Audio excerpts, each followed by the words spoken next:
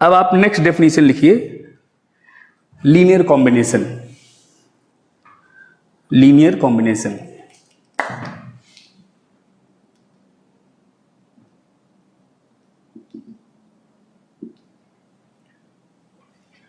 अच्छा अब एक चीज आप यहां पे समझ लो कि जब भी मैं कहूंगा कि let V be a vector space over F, तो जो मैं वी कह रहा हूं या तो मेरा आर एन हो रहा होगा या फिर वो होगा आर एम क्रॉस एन। होने को कोई भी वेक्टर स्पेस हो सकता है, तो जो भी हम डेफिनेशन लिखने जा रहे हैं वो हर वेक्टर स्पेस के लिए वैलिड है।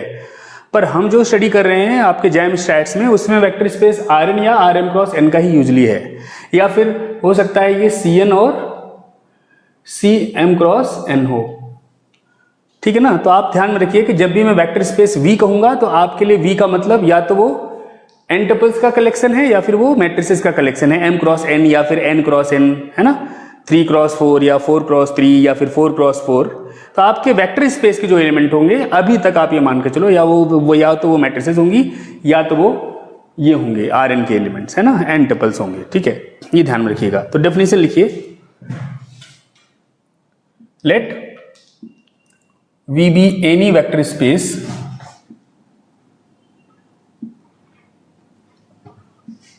over a field F। Field मतलब ये हुआ कि स्केलर्स जहां से आ रहे हैं, है ना, और V मतलब क्या हुआ, जहां से वेक्टर्स आपको लेने हैं। ठीक है, जब आप वेक्टर स्पेस पढ़ते हो तो दो चीजें होती हैं, एक होता है वेक्टर्स का सेट जिसको V से डिनोट करते हैं, और एक होता है स्केलर्स का सेट जिसको F से डिनोट करते हैं। ठीक है ना, और उसको फील्ड बोलते हैं। तो let V be any vector space over a field F, suppose v1 v2 vk belongs to v। तो हमने v1 v2 vk जो है वेक्टर्स लिए हैं v से, and alpha 1 alpha 2 alpha k belongs to field. मतलब अल्फा 1 अल्फा 2 अल्फा k आपके scalars हैं और v1 v2 vk आपके वेक्टर्स हैं। Then the vector y is equal to alpha 1 v1 plus alpha 2 v2 and so on alpha k vk is called a linear combination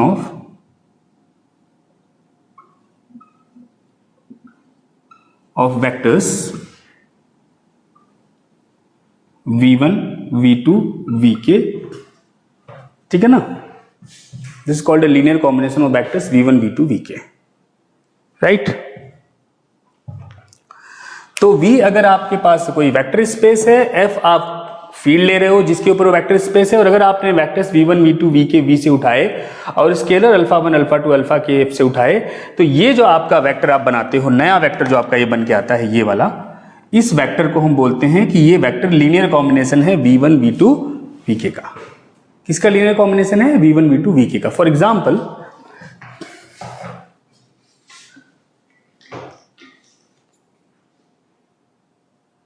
जैसे मान लो v मेरा होता R3, ठीक है, और मान लो मैंने v1 लिया होता 101, v2 लिया होता 011 और v3 लिया होता 111, जस्ट अज्यूम, है ना।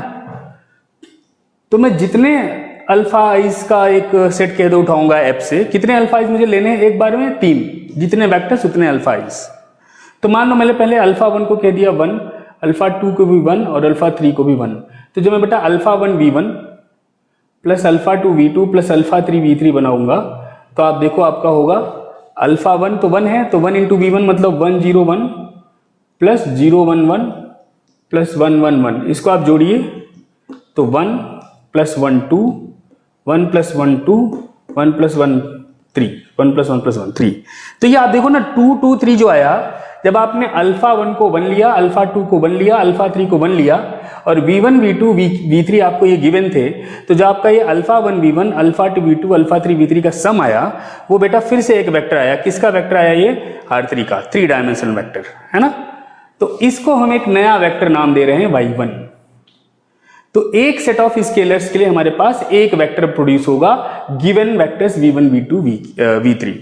So once we are given vectors v1 v2 vk, तो corresponding to every set of k scalars in f will get a vector in v, है ना। आप ये अल्फा 1 अल्फा 2 अल्फा के डिफरेंट लेते जाओगे तो संभवतः आपको ये जो y मिलते रहेंगे वो डिफरेंट मिलते रहेंगे। तो बेसिकली जो आपका लीनियर कॉम्बिनेशन है v1 v2 vk का, उसमें v1 v2 vk तो फिक्स हैं, आप ये स्केलर अल्फा 1 अल्फा 2 अल्फा के कुछ भी अपनी मर्जी से ले सकते हो, और जितने भी आप ये स्केलर्स लोगे उन सबके करस्पॉन्डिंग जो नए वेक्टर बन के आएंगे उन्हीं को हम बोलेंगे कि they are linear combinations of v1 v2 vk। ठीक है ना। जैसे हमने जब अल्फा 1 अल्फा 2 ये लिए तो ये बन के आया 2 2 3।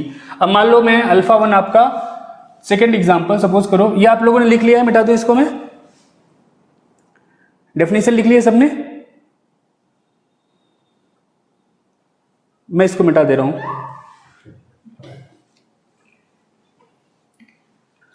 मान लो मैंने ये चेंज कर दिया होता, सपोज करो मैंने अल्फा 1 को 1 लिया होता, अल्फा 2 को 0 लिया होता, अल्फा 3 को 2 लिया होता, जस्ट अज्यूम।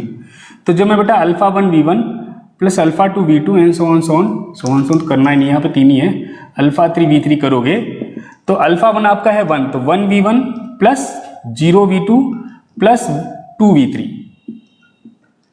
तो 1 v1 तो v1 ही हो गया, v1 आपका है 1 0 1 प्लस 0 v2 तो आपका 0 वेक्टर ही बन जाएगा 0 0 0, और 2 v3 आपका बन गया 2 इंटू में 1 1 1। इसको आप फर्दर थोड़ा सॉल्व करो तो आप देखोगे आपको मिलेगा 1 0 1 plus 0 0 0 plus 2 2 2 which is again 3 2 and 3। तो ये भी एक वेक्टर आया किसका, R3 का। सपोज करो इसका नाम मैं रख देता हूं y2। तो आपने देखा, आपने स्केलर चेंज कर दिए, v1 v2 v3 आपने अभी भी वही लिए थे जो पहले थे, तो आपके पास एक नया वेक्टर आया।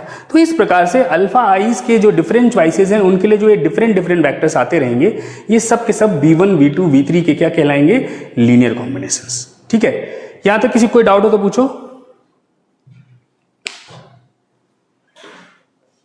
किसी कुछ पूछना हो तो पूछ सकता है।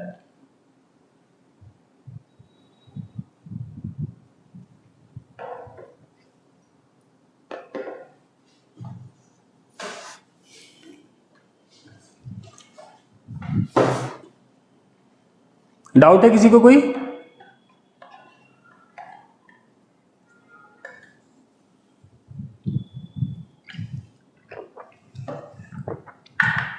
ओके, फिर आगे चलते हैं हम।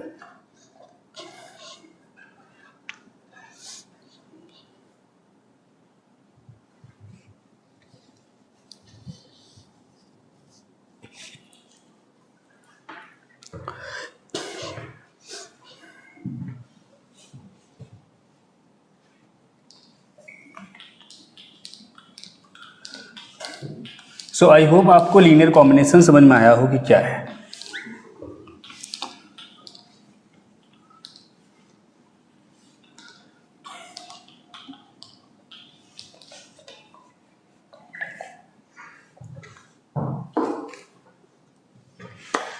इसी प्रकार से सपोज करो मैंने R2 क्रॉस 2 लिया, मैट्रिसेस का सेट सपोज करो, और मैंने एक इसमें V1 लिया सपोज करो आपका 1 1 1 2, V2 सपोज करो मैं लिया 1 0 0 1, V3 सपोज करो मैंने लिया 1 1 0 1, V4 मैंने सपोज करो ले लिया 1 1 0 1, just assume,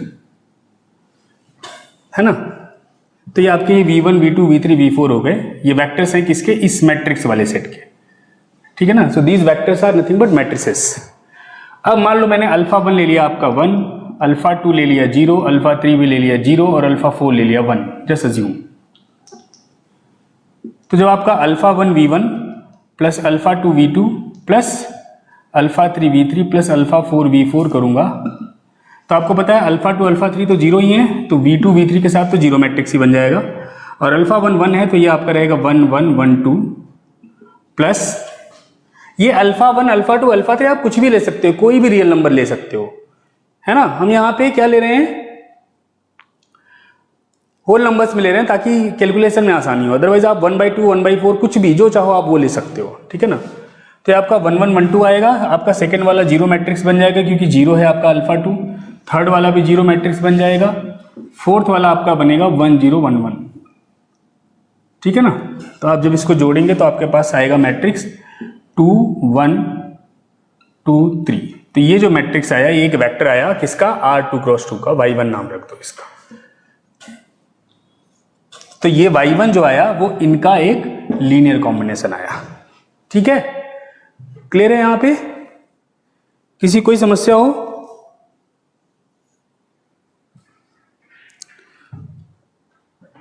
okay fine.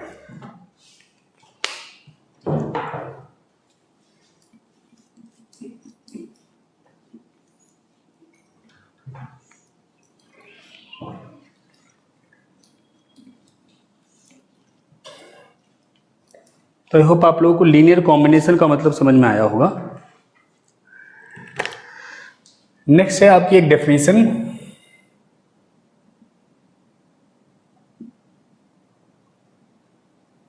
Linear span of a set.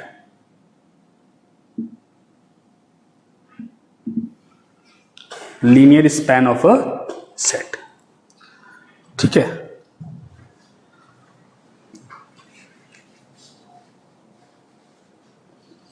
तो इसमें लिखिए, let V be a vector space over a field F.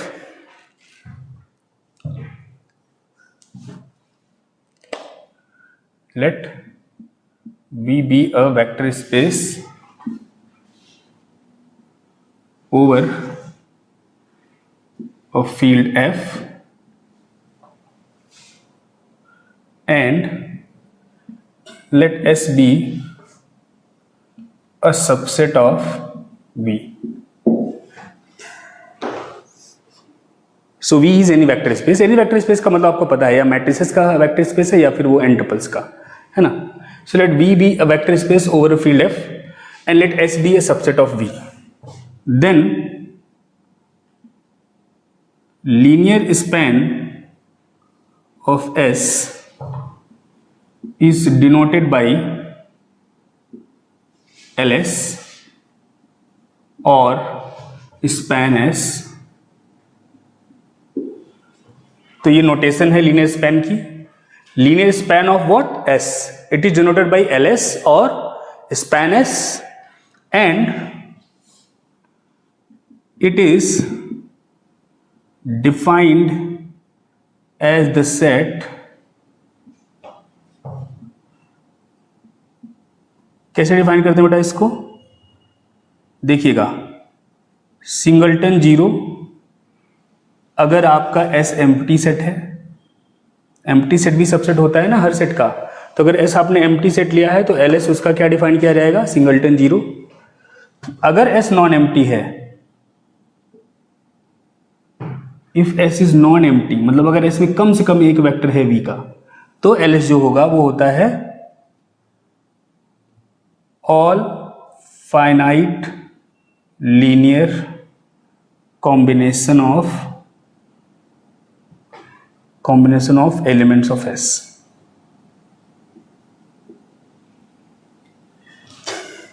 ठीक है, set of all finite linear combination of elements of S। अगर S नॉन एम्प्टी है तो LS क्या होगा, S में जो एलिमेंट्स हैं, अगर S इनफाइनाइट सेट है तो इसमें फाइनाइट एलिमेंट्स आप एक बार में उठाओ और उनके सारे लीनियर कॉम्बिनेशन बनाओ, ऑल पॉसिबल लीनियर कॉम्बिनेशंस, है ना। तो S के एलिमेंट्स के फाइनाइट लीनियर कॉम्बिनेशंस का कलेक्शन जो है उसको लीनियर स्पैन कहते हैं।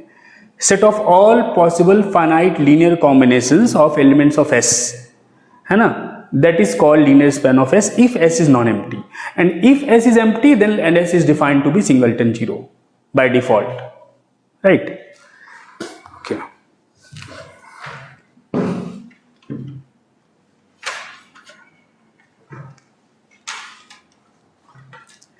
इसको एक एग्जांपल से देखते हैं। एम्प्टी सेट का स्पैन क्या होता है बेटा, सिंगलटन जीरो। और नॉन एम्प्टी सेट अगर आपको गिवन हो तो उसका स्पैन कैसे निकालोगे, उस सेट में जितने भी आपके पास वेक्टर्स दिए हैं उन वेक्टर में से एक बार में आप फाइनाइट नंबर ऑफ वेक्टर्स अपनी मर्जी से कोई भी पिक करोगे और उनके साथ अपनी मर्जी से कोई भी स्केलर्स लगाओगे और उसका जो कलेक्शन बनता जाएगा, क्योंकि आपने देखा है कि डिफरेंट स्केलर्स के करस्पॉन्डिंग आपके पास डिफरेंट वेक्टर्स आते हैं, है ना। सेम भी आ सकते हैं कभी, लेकिन आप ये मानो कि अगर आपने डिफरेंट सेट ऑफ स्केलर्स लिए हैं और आपने वेक्टर्स फिक्स कर रखे हैं, तो उनका जब आप लीनियर कॉम्बिनेशन बनाओगे, तो हमने एग्जांपल में देखे थे कि आपको वेक्टर्स मिलते जाएंगे। हो सकता है कि दोबारा मिलते रहें कुछ वेक्टर्स, लेकिन आपको वेक्टर्स मिलते रहेंगे, है ना। तो आपको अगर v1 v2 v3 आपने मान लो S से उठाया, तो v1 v2 v3 के जितने भी पॉसिबल लीनियर कॉम्बिनेशन हैं, मतलब अल्फा 1 अल्फा 2 अल्फा 3, आप जितनी चाहो उतने लेके जो आप alpha v1 plus alpha 2 v2 plus alpha 3 v3 बनाओगे, उन सब का कलेक्शन जो है वो LS में आएगा। और आपको 3 ही नहीं उठाने हैं एक बार में, आप जितने चाहो उतने उठाओ, बस फाइनाइट उठाने हैं, ठीक है ना। तो set of all finite linear combination of elements of S जो है वो कहलाता है लीनियर स्पैन ऑफ S, अगर S नॉन एम्प्टी है। अब आप एक चीज ध्यान से समझिएगा, या आप चाहे तो नोट करके लिख लो कि अगर S खुद ही एक ऐसा सेट हो गया v1 v2 v के टाइप का, मतलब अगर S खुद ही फाइनाइट सेट हो गया, तो जो लीनियर स्पैन ऑफ S आएगा वो आपका हो जाएगा alpha 1 v1 plus alpha 2 v2 plus so on alpha के v के, जहां पे आपके ये अल्फा 1 अल्फा 2 और अल्फा के ये कोई भी एलिमेंट हो सकते हैं फील्ड के, दे आर वेरिंग।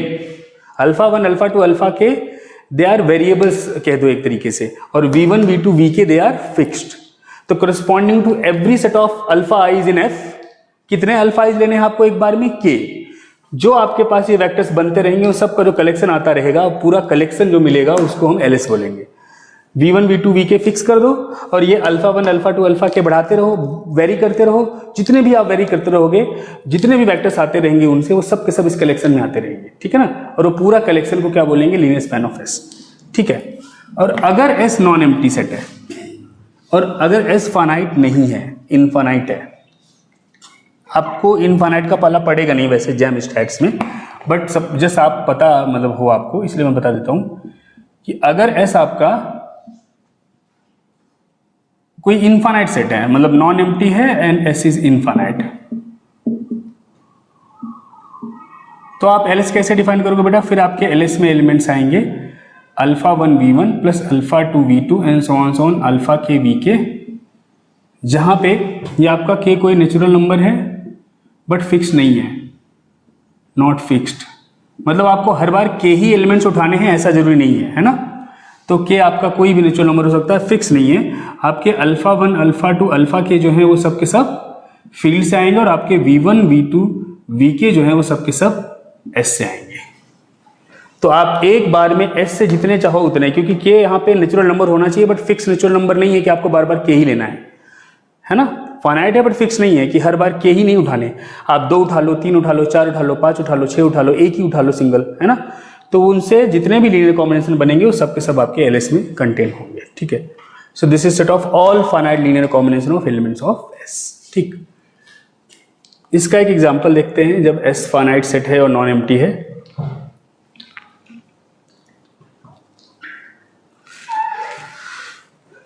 जैसे मान लो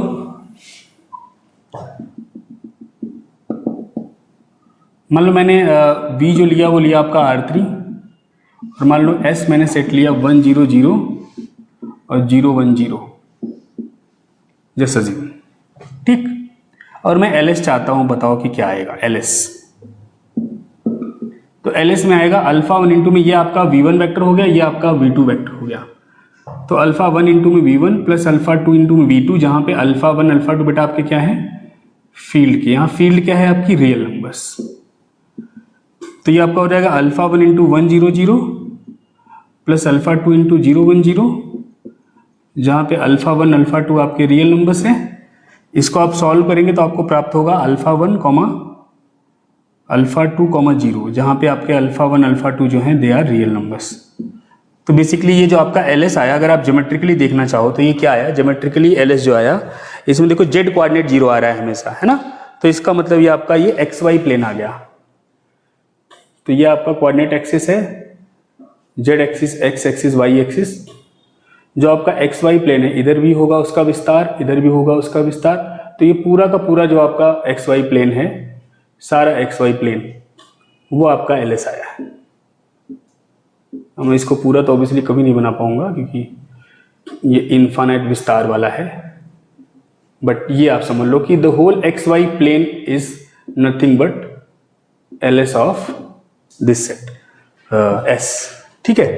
यहां तक क्लियर है? इसका जो लीनियर स्पैन आया वो ये सेट आया आपका, ठीक है, एक्स वाई प्लेन। कोई इसमें डाउट हो तो पूछो।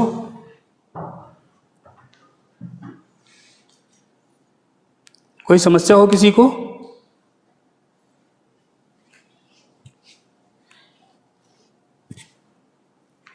एनीवन?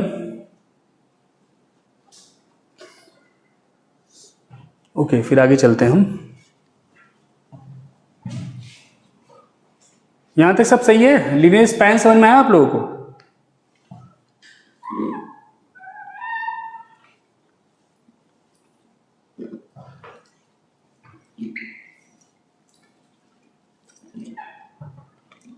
ओके,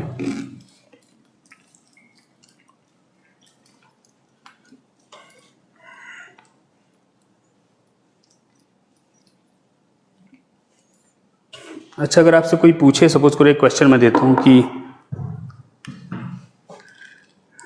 इस क्वेश्चन को हम आगे बहुत आसान तरीके से भी करेंगे, लेकिन अभी जस्ट मैं क्वेश्चन छेड़ रहा हूं यहाँ पे कि इस क्वेश्चन, ऐसा क्वेश्चन आपसे पूछा जा सकता है। आसान तरीका भी हम इसका देखेंगे, अभी वो डिस्कस नहीं करेंगे, हम सिस्टम ऑफ लीनियर इक्वेशन में करेंगे उसको। बट सपोज आपको V गिवन है, V गिवन है आपका, सपोज करो R3, और आपके पास एक सेट S गिवन है, इसमें वैक्टर्स हैं 1 0 1 0 1 1 और 1 1 0। और मान लो मैंने एक B वेक्टर डिफाइन किया, सपोज को मैंने डिफाइन कर दिया 1 2 3 1 2 3, और मैं आपसे पूछूं कि does 1 2 3 belong to linear span of S और not? This is the question.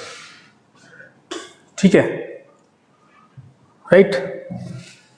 ये क्वेश्चन है आपका, या मैं इसको ऐसे बना देता हूं, बल्कि ऐसे ऑप्शनली बना देता हूं। Which of the following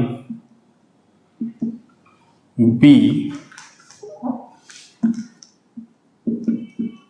belongs to LS? पहला B इज इक्वल टू 1 2 3, दूसरा B इज इक्वल टू 1 0 2, तीसरा B इज इक्वल टू 1 1 0, और चौथा नन ऑफ दीज।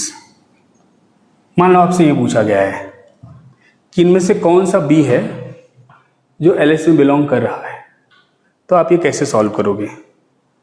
देखो, B को LS में बिलोंग करने का मतलब क्या है, LS में कौन से वेक्टर्स आते हैं, तो आप ये देखिएगा कि B बिलोंग करेगा LS में if and only if, what is LS?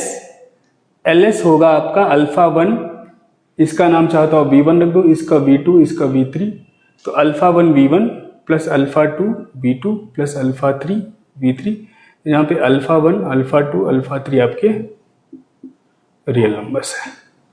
तो B बिलोंग करेगा LS में इफ एंड ओनली इफ क्या बेटा, B जो है वो हो जाए alpha 1 V1 plus alpha 2 V2 plus alpha 3 V3 for some alpha is belongs to, for some alpha 1 alpha 2 alpha 3 belongs to R।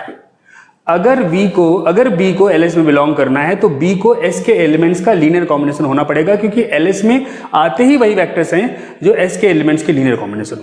तो अगर B S के एलिमेंट्स का लीनियर कॉम्बिनेशन होने में सफल हुआ तो B LS में बिलोंग करेगा, अगर नहीं हुआ तो नहीं बिलोंग करेगा। अब पता कैसे करेंगे कि बिलोंग करेगा कि नहीं बिलोंग करेगा, तो आप देखो, तो आपको ये इक्वेशन सॉल्व करनी है।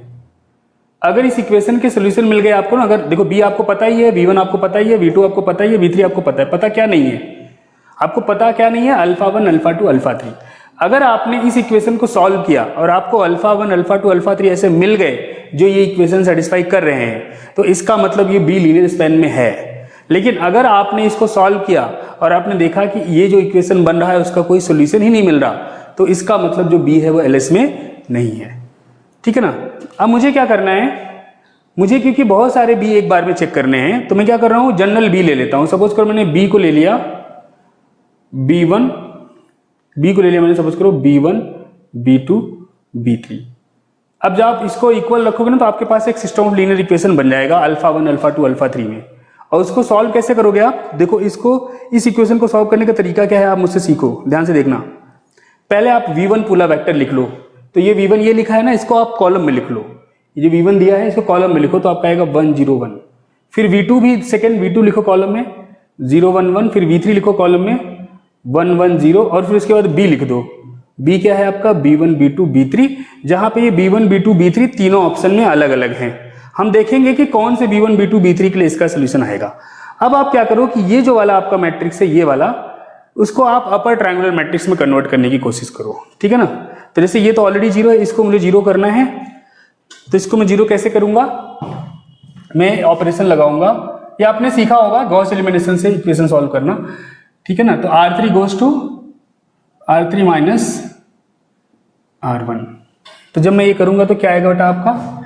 यह आ जाएगा 1 0 1 b1, then we have 0 1 1 b2 और 0 1 minus 0 is 1, 0 minus 1 is -1 and this is b3 minus b1, ठीक है ना। ये आया आपका। अब आपका ये 0 हो गया। अब आपको नेक्स्ट जो है इनको बचाने की कोशिश करनी है, इसको 0 करना है। तो नेक्स्ट ऑपरेशन आप देखो क्या लगाओगे? R3 goes to R3 minus R2, है ना। तो ये हो जाएगा 1 0 1 b1, ये हो जाएगा 0 1 1 b2 और ये हो जाएगा 0 0 -2 और ये हो जाएगा b3 minus b1 minus b2। अब अगर आप देखो तो आप देख पाओगे कि जब दोबारा से इक्वेशन को लिखोगे तो आपके पास आएगा α1 plus 0 α2 plus α3 equal to b1। यहां से आएगा आपके पास α2 प्लस α3 इक्वल टू b2 और यहां से आएगा आपके पास -2 α3 equal to b3 minus b1 minus b2।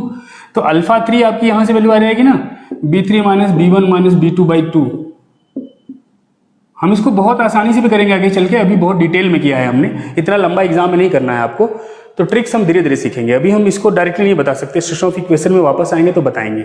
मतलब यहां तक तो आपको करना ही पड़ेगा, बट यहां के बाद आप डायरेक्टली कह पाओगे कि हर b1 b2 b3 के लिए सोल्यूशन मिल रहा है। कैसे मिल रहा है आपको? देखो α3 तो ये आ गया, ये α3 आप यहां पुट करोगे तो आपको α2 मिल जाएगा। तो α3 α2 यहां से आ गए, वो दोनों यहां पुट कर दोगे तो आपको α1 भी मिल जाएगा। तो आपको α1 α2 α3 आपको b1 b2 b3 के टर्म में हमेशा मिल जाएंगे, चाहे जो b1 b2 b3 आप लो, ठीक है ना। तो इसका मतलब हर b1 b2 b3 के लिए वहां बिलोंग करेगा। तो इसका मतलब ये भी बिलोंग करेगा लीनियर स्पैन में, ये भी बिलोंग करेगा और ये भी बिलोंग करेगा, ठीक है। चाहे जो b1 b2 b3 ले लो, तो ये तीनों ऑप्शन इसके सही है। क्लियर है? यहां किसी को डाउट हो तो पूछो।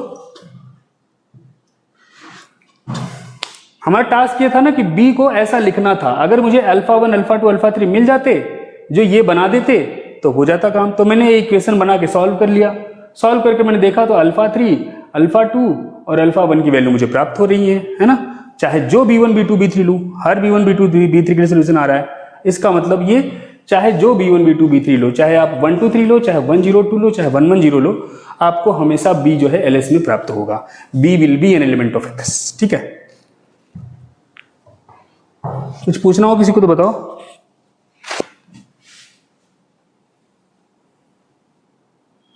कोई डाउट हो? आप लोग पूछ नहीं रहे हैं, पूछिए।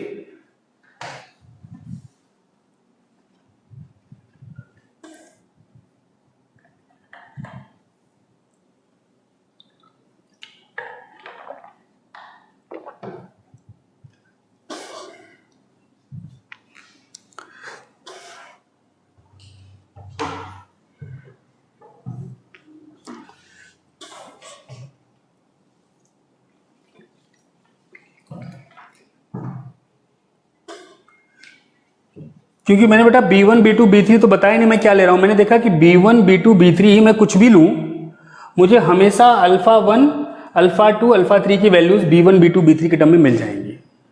मतलब इस इक्वेशन का जो है हमेशा हर b के लिए सोल्यूशन आ रहा है।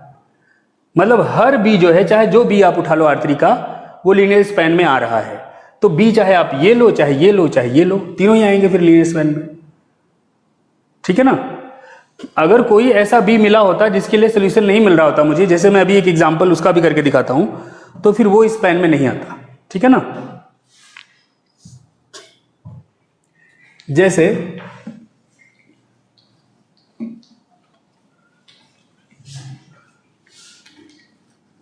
हाँ जी,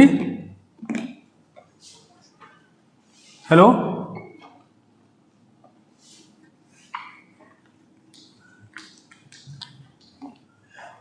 ओके।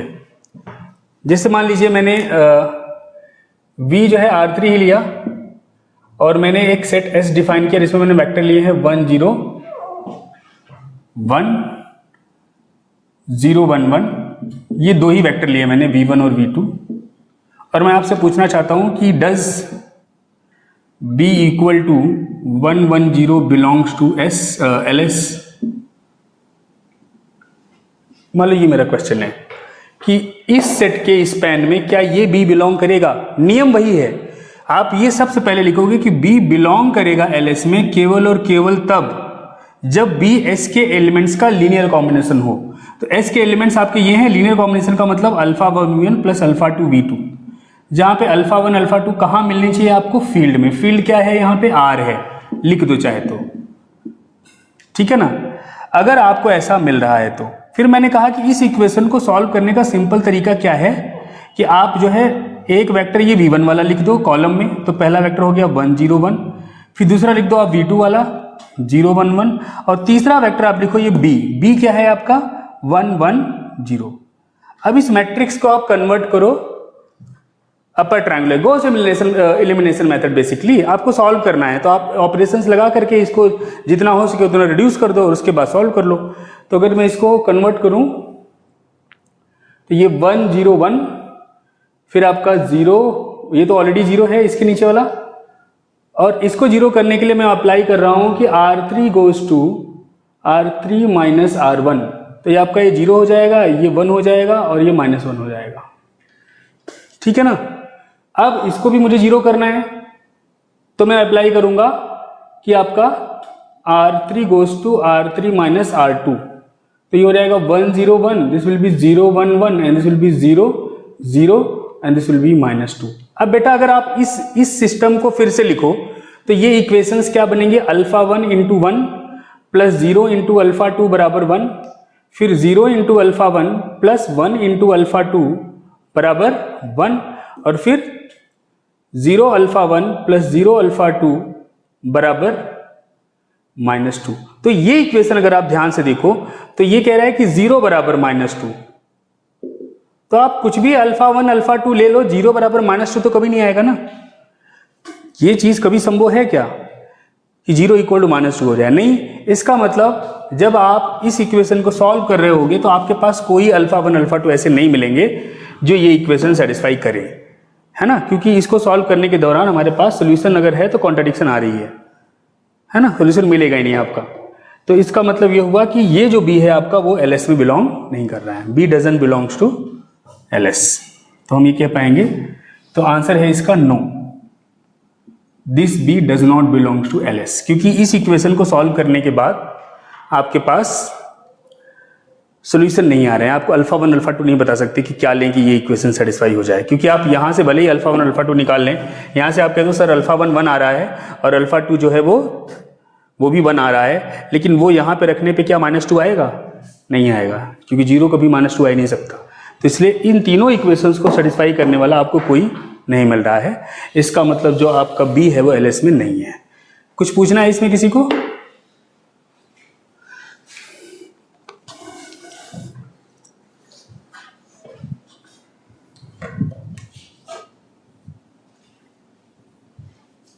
किसी को कुछ पूछना है तो बताओ।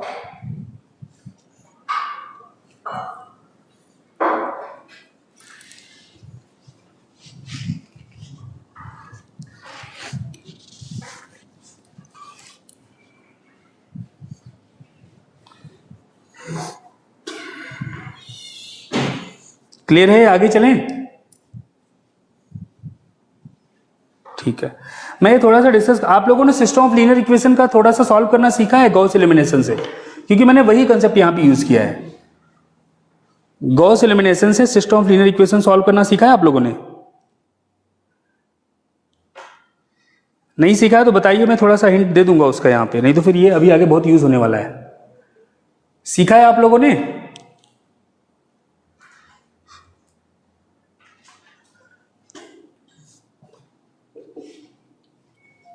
इक्वेशन सॉल्व करना सीखा है आप लोगों ने गॉस एलिमिनेशन से? ओके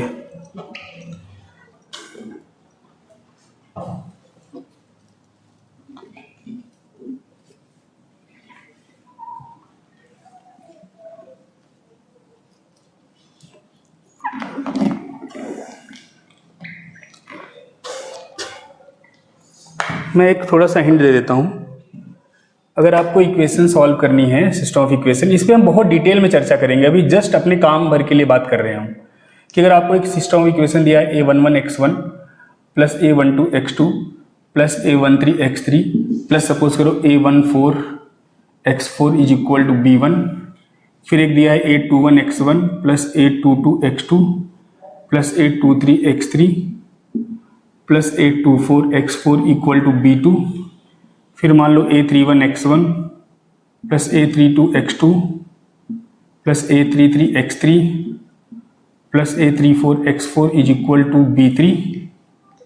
सपोज करो ये आपको गिवन है और आप इसको सॉल्व करना चाहते हैं, तो तरीका ये है कि पहला स्टेप होता है इस इक्वेशन को सॉल्व करने के लिए हम इसको मैट्रिक्स फॉर्म में लिखते हैं। वो आपने 12th में किया होगा, ध्यान हो आपको। बस वहाँ पे हमेशा जितनी इक्वेशन होती थी उतने वेरिएबल होते थे, बट यहाँ पे आपके पास इक्वेशन ज़्यादा हो सकती हैं, वेरिएबल ज़्यादा हो सकते हैं, उससे कोई फर्क नहीं पड़ता, है ना। तो लिखते कैसे थे कि हम एक मैट्रिक्स ए बनाते थे जिसमें हम ये सारे कोफिशिएंट लिख लेते थे, a11 a21 a31 ये x1 का कोफिशिएंट, फिर a12 a22 a32 x2 का कोफिशिएंट, फिर a13 a23 a33 x3 का कोफिशिएंट, फिर a14 a24 a34। ठीक है, ये हमने कोफिशिएंट लिखे, इसको बोलते थे कोफिशिएंट मैट्रिक्स।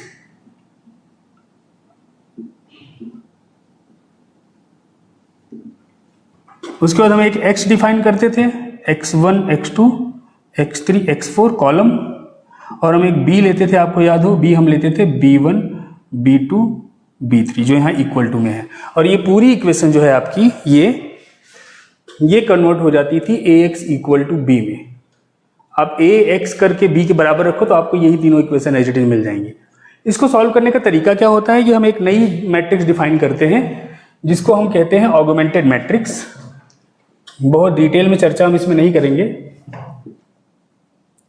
अभी केवल काम वाली बात करेंगे हम। ऑगमेंटेड मैट्रिक्स होता था कि आपके पास जो ये मैट्रिक्स ए लिखी है ना, इसी के साथ आप ये बी वाला वेक्टर भी एडजॉइन कर दो, मतलब ये मैट्रिक्स बनती थी आपकी a11 a21 a31 a12 a22 a32 a13 a23 a33 a14 a24 ये तो a हो गया आपका। उसके अलावा एक vector extra b1 b2 b3 extra column b column.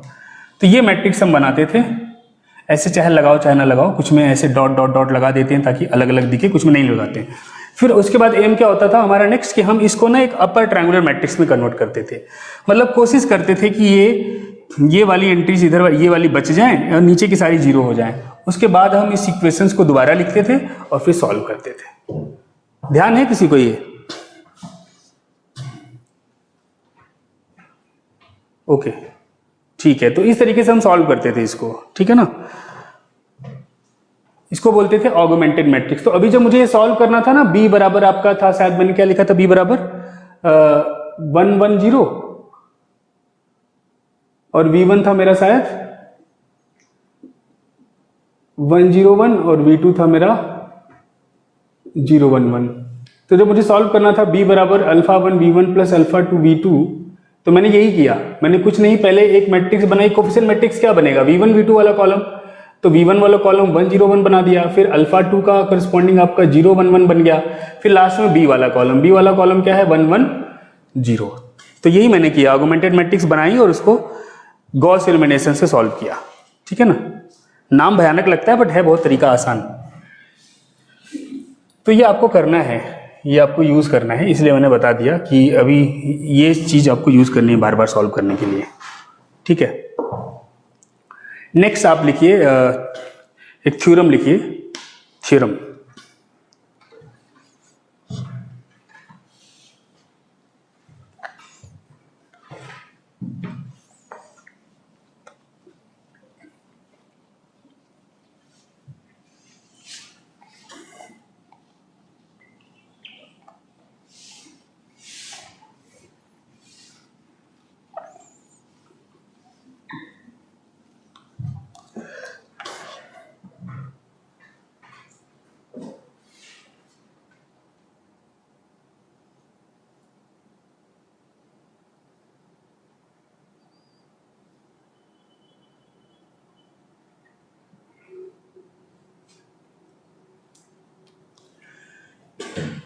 फिर में लिखिए, let V be any vector space over field F, let V capital V, let V be any vector space, let V be any vector space over field F and S be any subset of V, then पहला LS is a subspace of V, दूसरा if W is a subspace of V and S is contained in W, then LS is contained in W.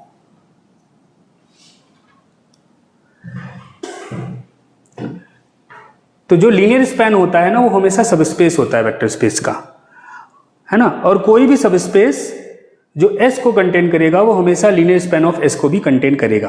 तो basically ये कहना चाह रहा हूं मैं ये कि अगर आपके पास ये वेक्टर स्पेस V है और ये आपका कोई W सबस्पेस है जिसके अंदर S है, इसके अंदर S है, फिर से समझिएगा, अगर V कोई वेक्टर स्पेस है और W उसका सबस्पेस है और W के अंदर अगर S है तो फिर W के अंदर LS भी होगा, और LS के अंदर तो S हमेशा ही होता है ना। तो बेसिकली व्हाट इज LS, इस दोनों को अगर मिला दिया जाए तो आप ये लाइन लिख लीजिएगा, दैट इज करके लिखिएगा, that is LS is the smallest subspace of V, LS is the smallest subspace of V containing S. LS is the smallest subspace of V containing S.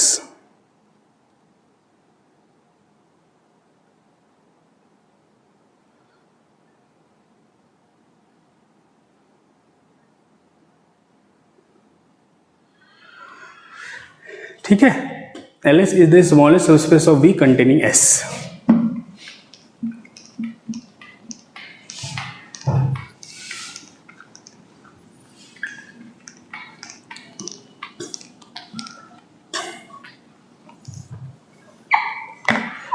LS is the smallest subspace of V containing S.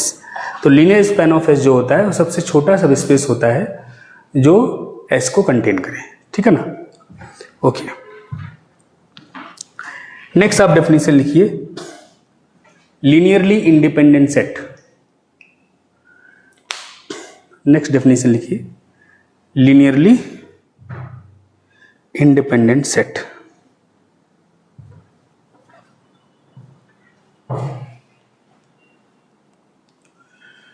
इसमें लिखिए, definition है, मैं बता रहा हूं आपको, linearly independent set की।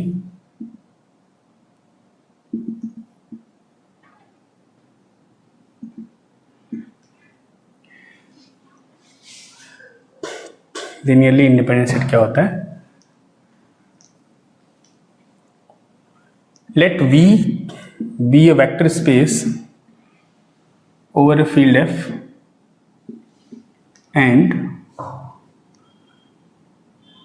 S equal to V1, V2, Vk be a subset of V। ठीक है ना, non empty subset. Then S is said to be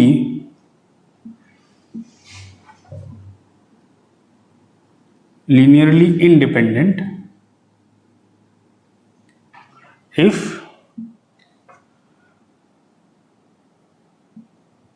whenever alpha 1 V1 plus alpha 2 V2 and so on alpha k Vk equal to 0, we have alpha 1 equals alpha 2 equals alpha k equals 0।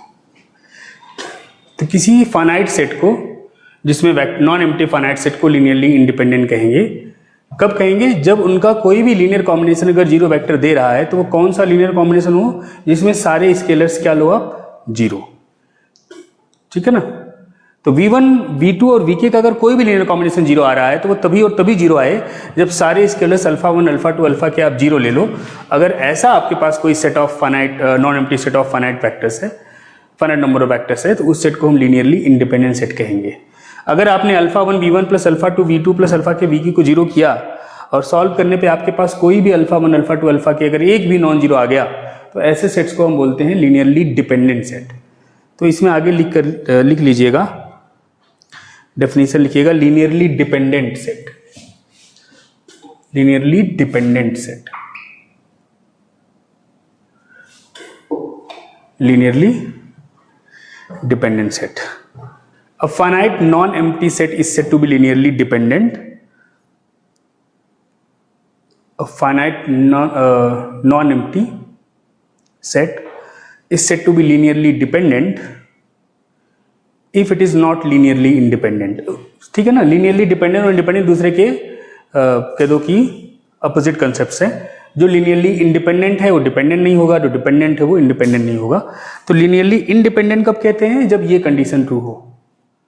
तो जब ये condition true नहीं है तो हम उसको बोलेंगे कि लीनियरली डिपेंडेंट है। मतलब आपने अल्फा 1, अल्फा 2, अल्फा के का लीनियर कॉम्बिनेशन जीरो पुट कर दिया, लेकिन आपके पास सारे वेक्टर जीरो नहीं आए, ठीक है ना, सारे वेक्टर जीरो नहीं आए, कोई एक नॉन जीरो आ गया तो हम कह देंगे कि वो लीनियरली डिपेंडेंट है। सारे वेक्टर जीरो आ गए, सॉरी स्केलर्स, सारे स्केलर्स अगर आपके नॉन जीरो नहीं आए, कोई एक फिर से शुरू करते हैं। लीनियरली इंडिपेंडेंट तब बोलेंगे जब इस लीनियर कॉम्बिनेशन को जीरो पुट करने पे सारे स्केलर जीरो हो जाएं। अगर इस लीनियर कॉम्बिनेशन को जीरो पुट करने पे कोई भी एक आपका स्केलर जो है वो नॉन जीरो आ रहा है तो फिर उसको हम लीनियरली डिपेंडेंट कहें, ठीक है ना।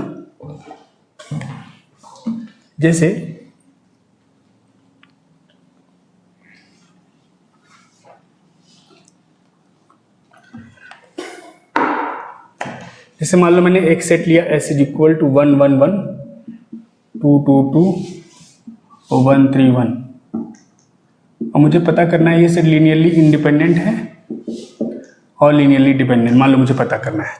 तो मैं कैसे करूंगा पता?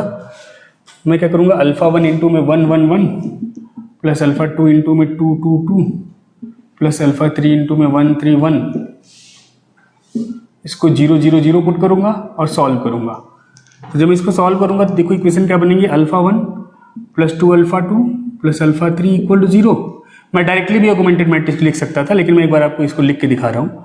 Alpha 1 plus 2 alpha 2 plus 3 alpha 3 equal to 0, last में आएगा आपका alpha 1 plus 2 alpha 2 plus alpha 3 equal to 0, ठीक है ना। वैसे आप यहाँ डायरेक्टली ऑब्जर्व कर सकते हो, लेकिन अभी बहुत सारे रिजल्ट है जो आपने नहीं किए हैं, तो अभी एकदम प्योर मेथड से चलते हैं। तो ये आपका ऑगमेंटेड मैट्रिक्स बनेगा 1 1 1 2 2 2 और 1 3 1 और यहाँ 0 0 0। इसमें आप वही ऑपरेशंस लगाइए, 1 2 1 0 इसमें लगाएंगे इसको जीरो करने के लिए, तो आपका हो जाएगा 1 -1 0 2 -2 0 3 -1 2 और 0 1 -1 0 2 -2 0 और ये हो जाएगा आपका 1 -1, ये भी 0 तो ये 0, ठीक है, क्लियर है। अब इसको दोबारा से इक्वेशन लिखोगे तो आपके पास आएगा alpha 1 plus 2 alpha 2 plus alpha 3 equal 0। पहली इक्वेशन यहाँ से alpha 1 plus 2 alpha 2 plus alpha 3 0। दूसरा आएगा alpha 0 alpha 1 0 alpha 2 2 alpha 3 equal to 0। तो इसका मतलब अल्फा 3 आपका 0 हो गया। अल्फा 3 यहाँ पे 0 पुट करो तो आपका अल्फा 1 प्लस अल्फा 2 0 हो गया। इसका मतलब अल्फा 1 आपका हो गया माइनस ऑफ अल्फा 2। तो अल्फा 1 आप माइनस अल्फा 2 ले लो, अल्फा 3 आप 0 ले लो, तो हमेशा आप देख रहे हो कि इसका सोल्यूशन आपको मिल रहा है। तो जब आप ये कह रहे हो कि अल्फा 1 आपका वैल्यू आ गया माइनस अल्फा 2 और अल्फा 3 आपका 0 आ गया, तो अगर मैं अल्फा 2 को 1 ले लूँ तो सोल्यूशन क्या बना इसका, आपका अल्फा 1 आ गया -1, अल्फा 2 आ गया 1 और अल्फा 3 आ गया 0। तो आपने जब इसका लीनियर कॉम्बिनेशन 0 पुट किया v1 v2 v3 का, तो आपने देखा सारे स्केलर 0 होने की जरूरत नहीं है, लास्ट वाला 0 हो जाए और जो पहला वाला है वो दूसरे वाले का -1 टाइम्स हो जाए, तब भी जो है आपका ये लीनियर कॉम्बिनेशन 0 आ रहा है। तो अल्फा 1 अल्फा 2, मैंने कहा था अल्फा 1 अल्फा 2 अल्फा 3 जो है आपके अल्फा आइस, उनमें कोई भी एक अगर नॉन जीरो हो जाए, जैसे यहाँ पे ये दो नॉन जीरो हो रहे हैं, कोई भी एक अगर नॉन जीरो आ गया लीनियर कॉम्बिनेशन 0 पुट करने पे, तो हम कह देंगे कि ये जो वेक्टर्स है वो लीनियरली डिपेंडेंट है। तो ये वेक्टर्स लीनियरली डिपेंडेंट है, ठीक है ना। जो आपका ये सेट ऑफ वेक्टर्स है this is linearly dependent, so this is linearly dependent, ठीक है। तो ये आपका लीनियरली डिपेंडेंट सेट का डेफिनेशन हो गया और उसका एग्जाम्पल भी हो गया। लीनियरली इंडिपेंडेंट का भी आप एग्जाम्पल देख सकते हो, मिटा देता हूं इसको मैं। पूछना है किसी को यहां तक कुछ तो पूछो।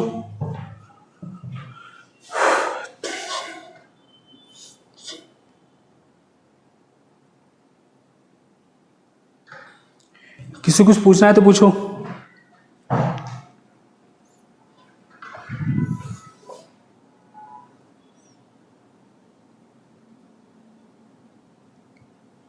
ओके, ये क्लियर है सबको concept linearly dependent linearly independent का?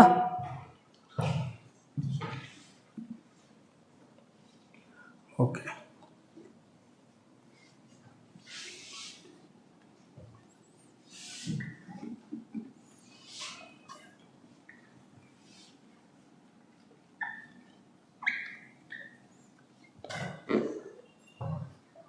नेक्स्ट लिखिए,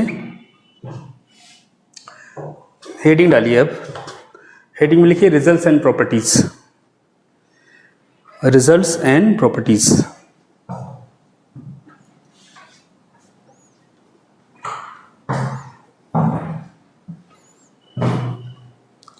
इसमें लिखिए पहला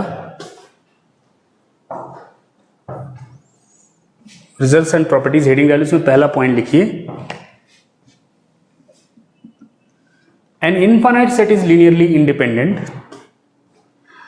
An infinite set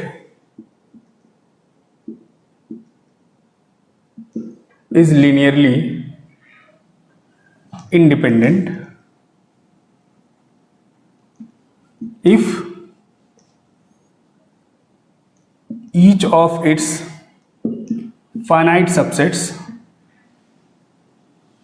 are linearly independent.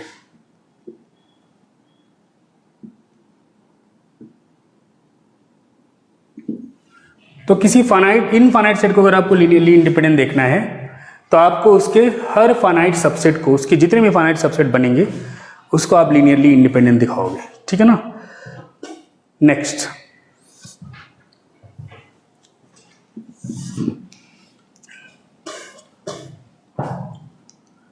Empty set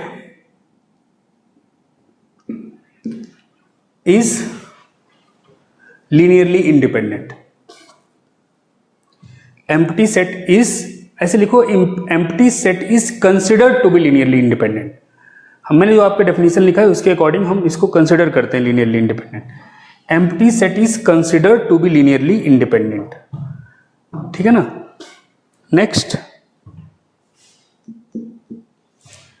next singleton zero, मतलब एक ऐसा सेट जिसमें केवल जीरो वेक्टर हो, वो क्या होगा? हमेशा लीनियरली डिपेंडेंट। सिंगलटन जीरो हमेशा लीनियरली डिपेंडेंट होगा। नेक्स्ट, अगर सिंगलटन वी है और वी नॉन जीरो है तो हमेशा लीनियरली इंडिपेंडेंट। अगर एक सेट में एक ही वेक्टर है और वो नॉन जीरो वेक्टर है तो वो सेट हमेशा लीनियरली क्या होगा बेटा? इंडिपेंडेंट। और अगर एक सेट में जीरो वेक्टर है, सिंगलटन जीरो है, तो हमेशा क्या होगा? Linearly dependent. तो ये हमेशा लीनियरली डिपेंडेंट, और नॉन जीरो वेक्टर अगर आपने ले लिया सिंगलटन नॉन जीरो वेक्टर तो वो हमेशा लीनियरली इंडिपेंडेंट, ठीक है ना। नेक्स्ट लिखिए, next property, subset of every linearly independent set is linearly independent. Subset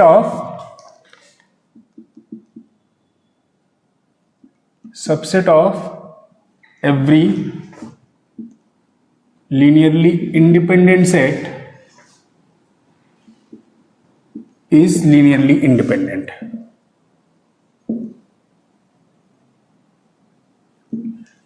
Subset of every linearly independent set is linearly independent.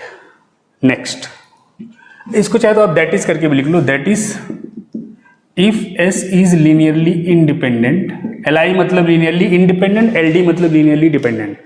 So if S is linearly independent and T is a subset of S, then T is also linearly independent.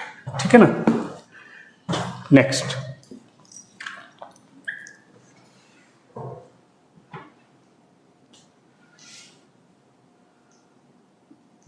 superset of a linearly dependent set is a linearly dependent set. That is, if T is linearly dependent and T is contained in S, then S is linearly dependent. Superset of a linearly dependent set is linearly dependent. तो subset of a linearly independent set is linearly independent. Superset of a linearly dependent set is linearly dependent.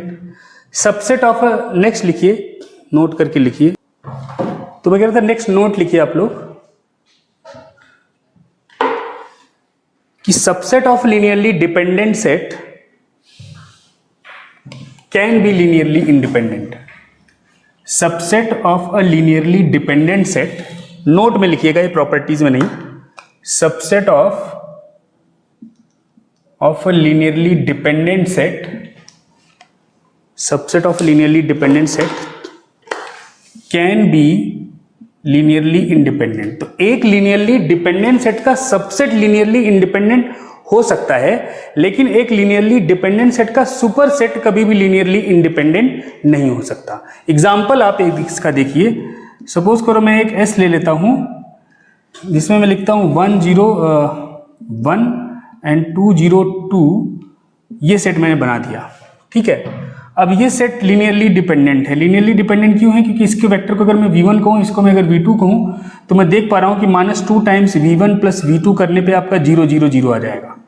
ये भी non zero scalar है, ये भी non zero scalar है 1 भी, लेकिन linear combination क्या आ रहा है बेटा? 0 आ रहा है. तो इसका मतलब ये सेट लीनियरली डिपेंडेंट है. परंतु अगर मैं एक टी डिफाइन करूँ जिसमें मैं केवल 1 0 1 लूँ, तो ये आपका जो वेक्टर वाला सेट है वो लीनियरली इंडिपेंडेंट है. क्यों है लीनियरली इंडिपेंडेंट? क्योंकि हमने आपको बताया कि सिंगल नॉन जीरो वेक्टर का सेट हमेशा लीनियरली इंडिपेंडेंट होता है.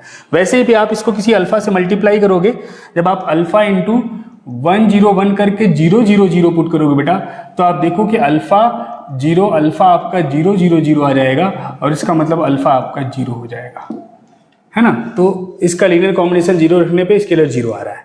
तो ये सेट लीनियरली इंडिपेंडेंट है, ठीक है ना. और अगर आप देखो तो T जो है वो S का सबसेट है. तो एक लीनियरली डिपेंडेंट सेट का सबसेट लीनियरली इंडिपेंडेंट हो सकता है, लेकिन एक लीनियरली डिपेंडेंट सेट का सुपर सेट कभी भी लीनियरली इंडिपेंडेंट नहीं हो सकता है, ठीक है ना. Subset of linearly dependent set can be linearly independent, but super set can never, ठीक है ना. इसी प्रकार से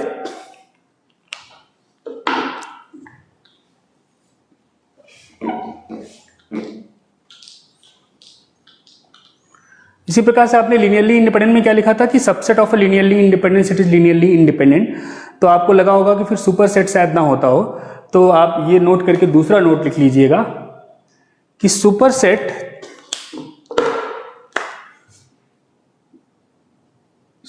set of linearly independent set can be linearly independent. हो भी सकता है ना. सबसेट तो हमेशा होता है लीनियरली इंडिपेंडेंट सेट का सबसेट हमेशा लीनियरली इंडिपेंडेंट होता है, लेकिन सुपर सेट भी हो सकता है. तो मान लो मैंने ऐसे एक सेट डिफाइन किया 1 0 0, है ना, और मैंने एक टी सेट डिफाइन किया 1 0 0 और 0 1 0.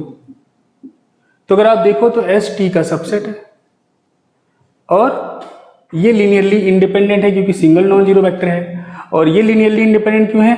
क्योंकि अगर आप alpha 1 0 0 plus alpha 1 1 0 0 plus alpha 2 0 1 0 को अगर आप 0 0 0 पुट करो, हम देख रहे हैं कि टी क्यों है लीनियरली इंडिपेंडेंट.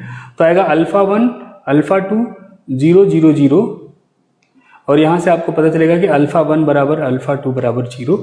तो आपने जब लीनियर कॉम्बिनेशन 0 पुट किया इन दोनों का, इसका, तो दोनों स्केलर 0 आ गए. इसका मतलब ये सेट आपका लीनियरली इंडिपेंडेंट है.